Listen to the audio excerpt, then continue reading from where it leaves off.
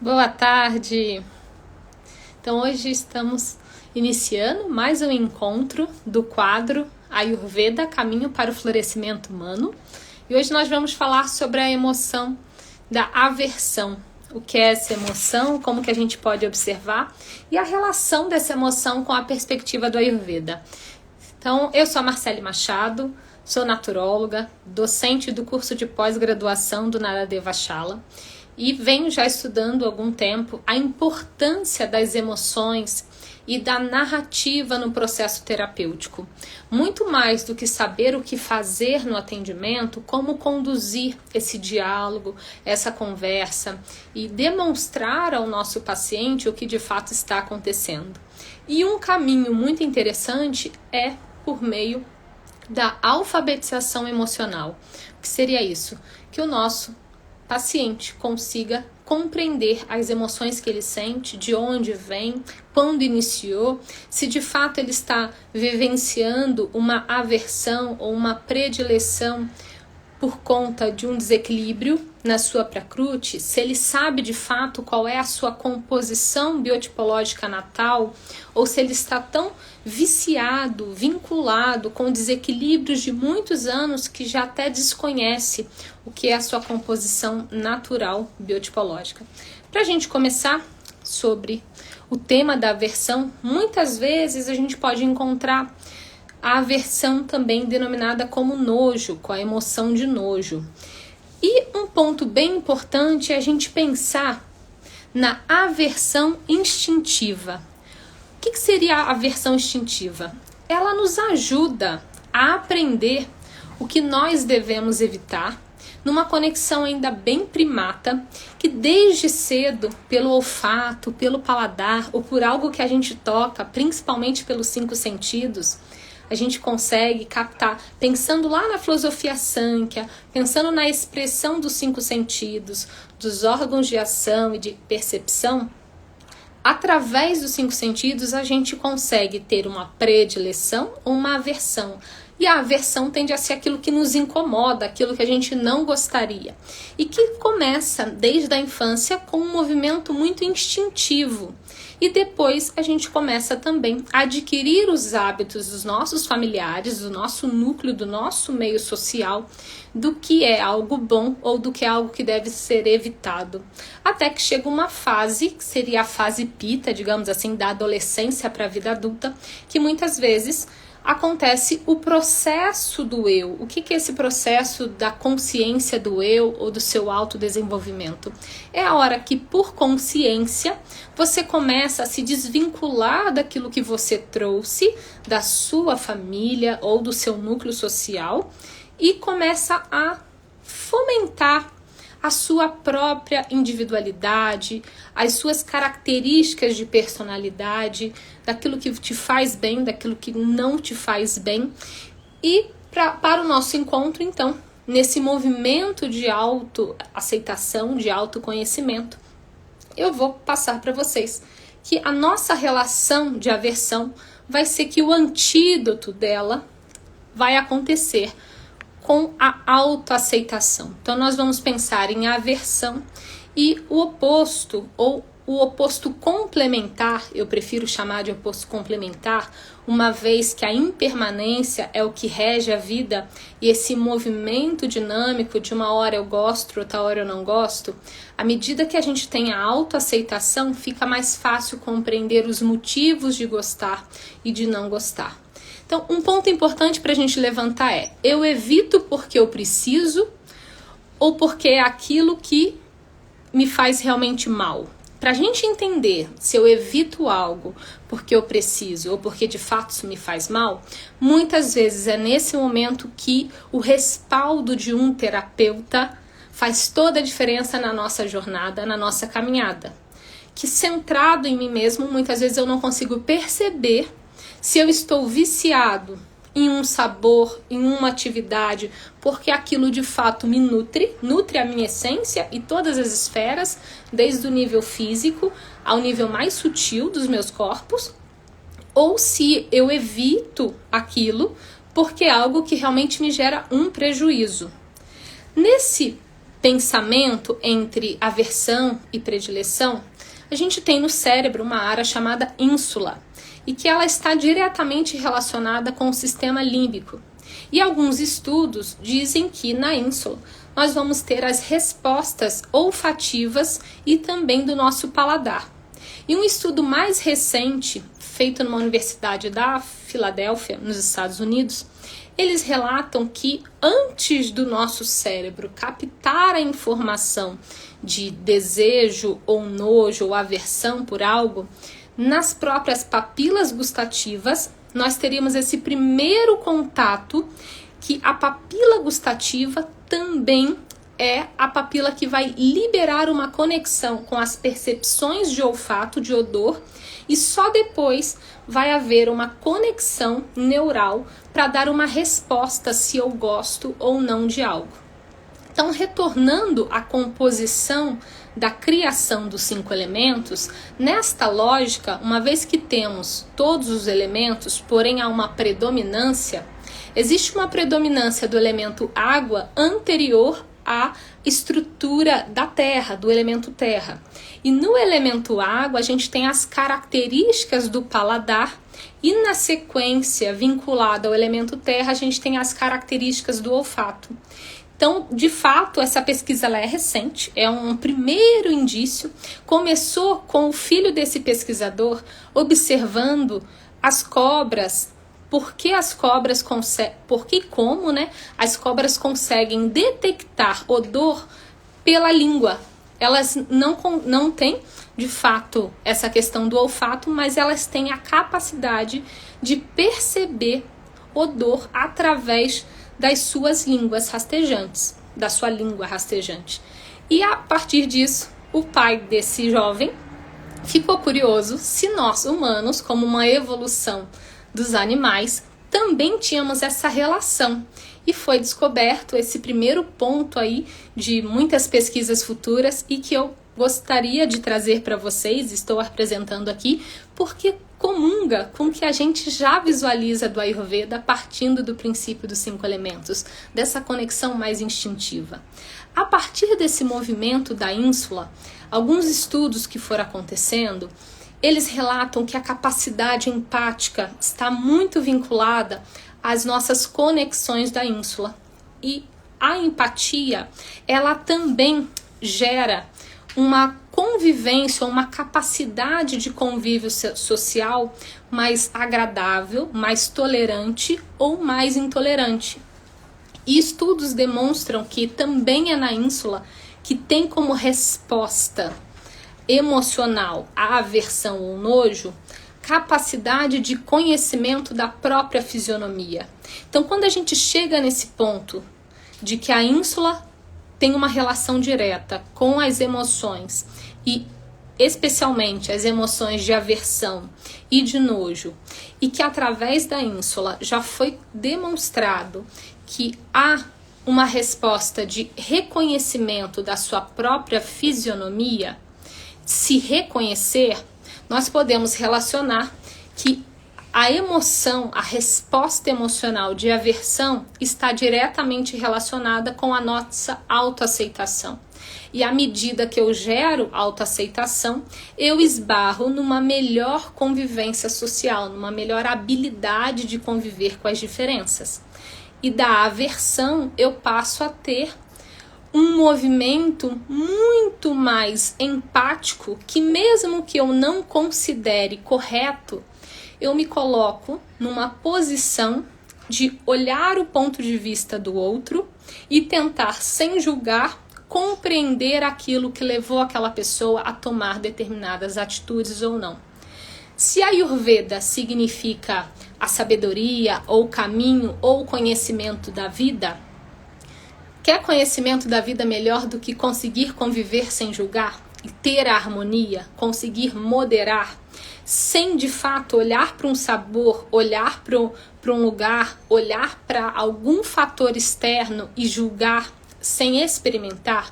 Então a aversão, ela traz diretamente esses cuidados e preocupações de você se dispor a experimentar, e neurologicamente a gente pensa na ínsula como uma resposta fisiológica e num modelo de educação contemporânea que faz uma relação direta com o que a gente vê no Ayurveda.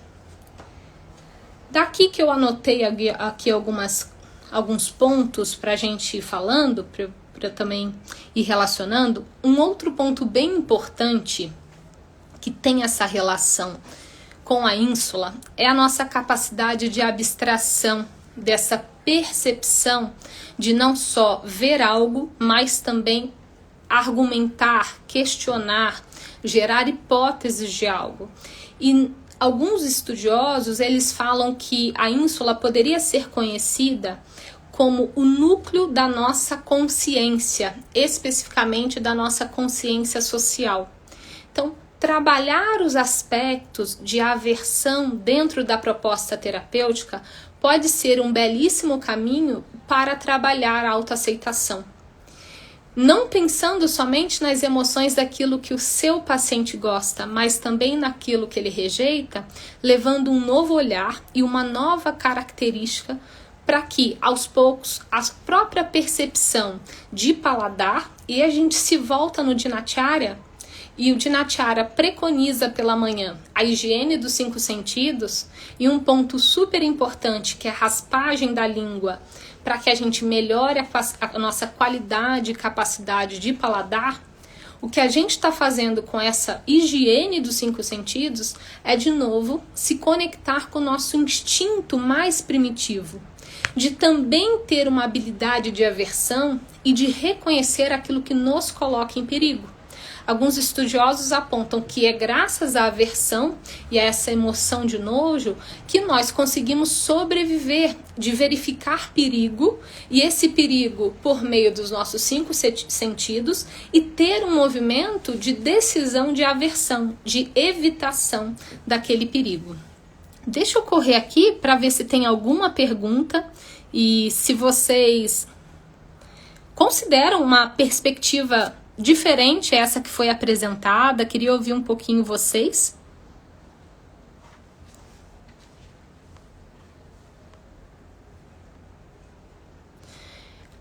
A Márcia Cristina Oliveira Fernandes escreveu: alfabetização emocional é uma tendência que virou necessidade permanente. Parabéns, Marcele. Obrigada, Mar. Realmente, alfabetização emocional é algo que, ainda mais nesse momento de resiliência, de uma exigência de adaptação muito rápida, perceber o que eu estou tendo como aversão no meu dia a dia, a minha resistência talvez às mudanças que estão aí, é gerar uma reflexão constante se eu evito porque de fato eu preciso ou se eu evito porque isso tende a me fazer mal, e como eu consigo balancear isto para sobreviver. Mais até do que viver, sobreviver. Muitas vezes a gente não tem escolhas, né? A gente precisa lidar com alguma situação. E como que eu consigo lidar com essa situação da melhor maneira possível? Acho interessante essa questão de higiene dos 5 sentidos. Alguém teria alguma pergunta para a gente falar especificamente sobre a aversão? Se vocês já tinham pensado nessa polaridade da aversão, muitas vezes está relacionada com a nossa autoaceitação, essa nossa virtude e capacidade de observar o que eu evito, talvez seja exatamente o que eu preciso aprender a lidar, a conviver.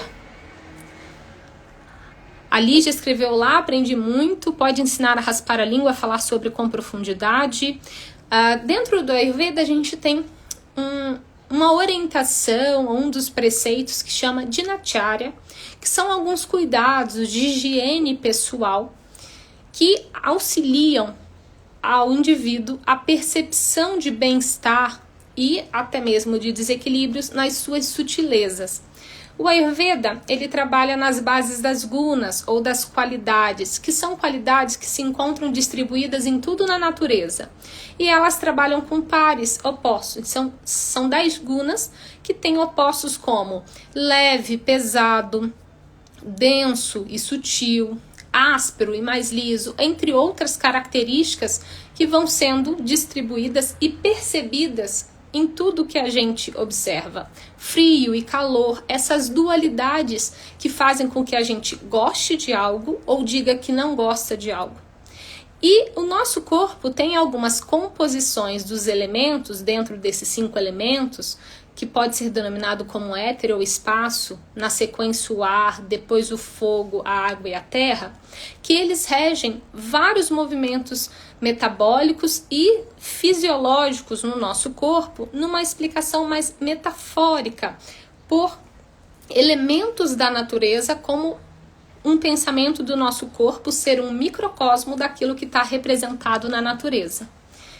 Para que a gente tenha cada vez mais consciência, onde o Ayurveda preconiza que todos são seres sociais, e quanto melhor eu convivo com a sociedade, respeitando as individualidades e as pluralidades, melhor eu convivo comigo mesmo, melhor eu me aceito e gero autenticidade para a minha vida. Para que eu refine essa percepção, uma das orientações é a higiene dos 5 sentidos pela manhã. E quais são esses 5 sentidos? Começaríamos com uma higiene na nossa pele, por exemplo, através de uma autooleação com óleos específicos, característicos do seu dosha ou da sua necessidade daquele momento. Depois, poderíamos passar para uma lubrificação dos nossos ouvidos, como, por exemplo, um óleo de gergelim, onde eu só toco nesse óleo de gergelim e faço uma oleação nos meus ouvidos, purificando e dando estrutura, sedimentando, trabalhando com os elementos opostos. Uma vez que o ouvido, ele capta o som, e o som é muito etérico, é muito suave, à medida que eu passo o óleo de gergelim, eu estou trabalhando com uma guna oposta, com uma guna pesada, mais densa.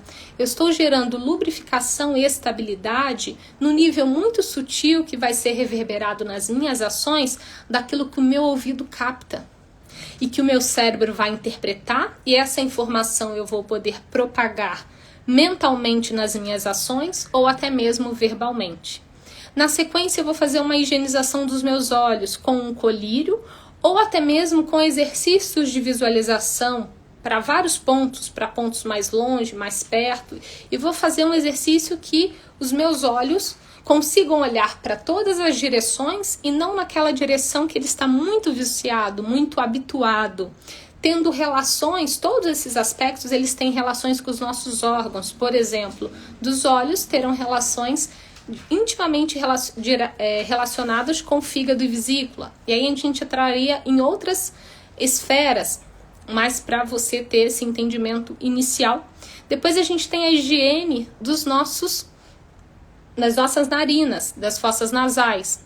Para quê? Para que eu consiga ter uma qualidade melhor na respiração, na captação de prana, que nutre o meu corpo, que fornece vitalidade, e principalmente que eu consiga captar os odores ao redor e de uma forma, de novo, instintiva, eu tenha o feeling mesmo. Aqui nós estamos falando de intuição, de percepção, de uma percepção que está muito conectada ao nosso movimento instinto primata de sentir um odor agradável ou de sentir um odor que eu não gosto. E muito mais do que só falar que eu gosto ou não gosto, tentar compreender por que eu gosto tanto disto e por que eu evito tanto isto. E normalmente, através dessas percepções, é que o processo terapêutico no consultório acontece. É levar esses questionamentos de sutilezas do dia para as sessões terapêuticas e compreender através de uma boa conduta narrativa e demais práticas do Ayurveda, o entendimento do que você gera de aversão na vida para autoaceitação. E em último aspecto, a raspagem da língua, ela vem não só para cuidar de toda a sua boca e as bactérias que se acumulam na superfície da língua, principalmente pela manhã, que nós ficamos muito tempo sem líquido, que ajuda também a limpeza e a passagem dessas bactérias, que são bactérias naturais, não é algo que vai ser nocivo ou que vai te tirar de um equilíbrio de um momento para o outro. É um acúmulo de anos, de meses, que no futuro você vai perceber como algumas saburras ou algumas placas brancas, depende de cada indivíduo. E que no Ayurveda você passaria um suporte, que normalmente ele é um L, que pode ser de cobre, de alumínio, tem até de bambu, mas como o professor Eric mesmo fala, o de bambu não é o mais adequado por conta da higiene do material, ainda mais nesse período que estamos vivenciando. E alguns professores até preconizam que é possível fazer uso de uma colher de sobremesa invertida e você passaria na língua, com a sua língua para fora, você passaria de uma forma suave e leve para fazer essa raspagem. Qual é o objetivo dessa raspagem? É tirar essa gosminha que fica da sua língua, essa saburra que fica na sua língua e que posteriormente você colocasse a sua língua para fora, diante do espelho, e ali você conseguisse observar como está a sua condição de saúde através de um microsistema. E dentro dos microsistemas de inferência do Ayurveda, um dos melhores caminhos é o diagnóstico pela língua. Porque o pulso, ele facilmente, ele modifica. Qualquer situação desagradável ou agradável demais, modifica a sua batida, o seu ritmo cardíaco e vai modificar a sua percepção de pulso. E o terapeuta, para fazer uma boa análise de pulso, ele precisa ser muito experiente e ter anos de prática. Então, uma análise mais confirmativa pela língua. E nesse movimento de autocuidado, quando você faz essa raspagem da língua, você também está vendo a sua condição de saúde. Se essa língua tem excesso de vento, então está muito trêmula, indicativos de que há uma sobrecarga ou um aumento do dosha vata. Se essa língua está muito inchada, com muitas marcas denteadas, levando a indícios que há um desequilíbrio de umidade que pode envolver o dosha kapha. Só que são situações que são avaliadas individualmente. Eu estou aqui falando de uma forma mais genérica. Se tem fissuras, se tem calor, muito calor nessa língua e presença de pontos muito vermelhos, inchados ou com déficit, a gente vai ver se é calor por umidade, porque também a gente tem o calor falso, que é um calor por umidade, ou se é um calor por excesso de vento, que você tem fissuras nessa língua. E você tem na língua várias divisões que representam o trato superior, médio e inferior, como também os nossos órgãos e vísceras. Então, esse cuidado dos 5 sentidos é muito mais do que só uma higienização. É trazer ao seu corpo a consciência de percepção de como você está, para que você tenha melhores condições de observar o entorno que você convive. E a partir desse movimento, começar a observar se o que de fato você tem como aversão pode muito ser um espelhamento daquilo que você está vivenciando e deveria ter de aprendizado e evita. Um ponto interessante quando a gente fala isso é a gente começar a observar, se tiverem terapeutas aqui, como que no consultório a gente recebe pacientes, clientes ou interagentes, depende do termo que você vai chamar, que estão muitas vezes vivenciando situações similares à nossa. E eticamente, como que a gente tem que se conter para não gerar uma empatia e uma cotransferência muito rápida e de forma indevida, que a gente comece a quase estar ali diante do nosso paciente, mas fazendo o processo terapêutico para nós e não para ele. E nesse movimento da ressonância, a gente também tem que olhar para a aversão não como algo que eu evito e excluo, mas que me ensina que tem algo para ser observado e até trabalhado nas sessões terapêuticas. Deixa eu ver o que chegou aqui enquanto eu estava falando. Calma aí. Não no emocional, só no instinto de sobrevivência física.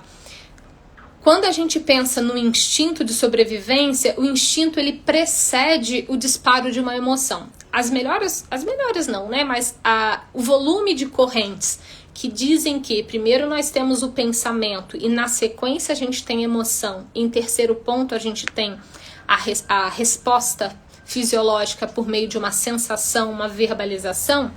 Quando a gente segue esse caminho, primeiro que vai ser trabalhado é o instinto, é chakra básico, é luta ou fuga, você não tem muito processo de racionalização. Num segundo ponto, que houve esse processo muito instintivo, você tem a expressão, e aí essa expressão é dada pela emoção.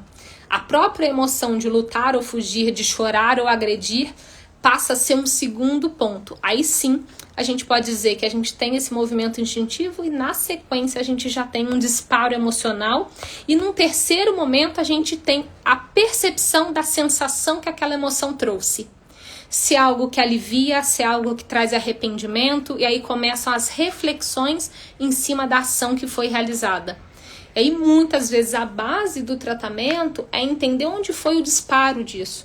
Onde começou essa situação, por que ela se repete, quem foi o primeiro indivíduo do seu núcleo familiar ou do seu núcleo de trabalho que gerou essa conexão, aqui especificamente nessa live sobre aversão, e que te faz ter, ao longo da vida, a aversão de um alimento, por exemplo, a aversão de um tipo de tecido de roupa, porque em algum momento, com aquele tecido de roupa, você vivenciou uma situação de assédio. Então você não pode nem perceber tocar naquele tecido que isso te traz essa conexão. E pode ser que no processo terapêutico você fale, quando eu uso aquela roupa eu tenho um monte de alergia. E a gente começa a pensar nessa alergia pela percepção do tato, o tato com o elemento ar, e a gente vai desenrolando e acaba esquecendo de pensar nas emoções. E aí se a gente também une ao nosso trabalho a capacidade de emoção e usar como pergunta no processo terapêutico se há aversão de algo, se em algum momento algo que lhe tocou, um bichinho que encostou, aí eu tô só dando situações, mas que a pessoa fale ou lembre lá da história biográfica somática dela, onde começou esse problema. E aí a gente vai exercendo o Ayurveda, que é realmente olhar para a causa do desequilíbrio e fazer uma proposta terapêutica na raiz do problema. Deixa eu ver o que mais tem aqui. Eu uso colírio e spray de soro porque não consigo usar aqueles acessórios. Sinto que vou me afogar. Não tem problema nenhum. Está tudo certo. No momento eu também estou usando um colírio sem corante, que foi recomendado até pela oftalmo, porque eu não conseguia encontrar mais aqui no Brasil o colírio indiano mesmo, nos locais que eu comprava, e não tem problema algum. O que a gente não pode parar é de realizar. Que a constância da ação é de fato de Nacharya, é virar uma rotina que gera um hábito saudável e nutritivo. Tá super certo. Deixa eu ver o que mais tem aqui. Escovar a língua funciona da mesma forma que a raspagem? Nem sempre. Você vai ver que quando você escova, a seda, os fios, né, da escova dental, ela se movimenta muito facilmente. Como ela é muito maleável, ela não tem essa capacidade de remover esse líquido mais pegajoso, que é essa gosma, que no Ayurveda a gente depois chama de ama, de observação de ama na língua, de toxinas que vão se acumulando. Então, de fato, uma estrutura mais firme, como por exemplo a colher, um outro metal, ela consegue raspar esse líquido, tá bom? O que a escova não faria. Por conta de novo a guna, a estrutura da escova ela é muito maleável. Para eu poder tirar esse líquido pegajoso, eu preciso de uma estrutura firme, dura. E aí eu recorro a uma estrutura de ferro, de alumínio, ou inox, que vai conseguir puxar e empurrar esse movimento. Encontrar o gatilho. Sim, quando a gente fala de linha biográfica somática, a gente está falando de entender realmente o gatilho que predispôs aquela crença, e essa crença conectou um modelo de pensamento, que esse modelo de pensamento gera um disparo de emoção muito recorrente e tão automático que muitas vezes a pessoa já nem sabe por que está sentindo aquela emoção. No caso aqui, a própria aversão. Ela só relata que ela não suporta isso, não gosta daquilo, mas ela não se propôs a entender o motivo desse não gostar ou não querer. Demos aqui 2h31. Nosso encontro normalmente acontece nesses 30 minutos. Agradeço a participação de vocês. Quem quiser conhecer um pouquinho mais sobre as outras emoções, nós já falamos sobre o medo, sobre a alegria, sobre a raiva, sobre a tristeza, toda terça-feira, das 14 às 14h30. Quem quiser conhecer qual é a teoria do florescimento e o que rege toda essa linha de pensamento, está disponível no nosso primeiro encontro. Na semana que vem, nós vamos falar sobre a última emoção dessa trilha, que é a surpresa, o que a surpresa faz e como eu posso usar essa emoção da surpresa no meu processo terapêutico como um profissional do Ayurveda ou até mesmo como um estudioso ou curioso do Ayurveda. Um abraço para vocês, obrigada pela presença de vocês e na próxima terça-feira estamos aqui de novo.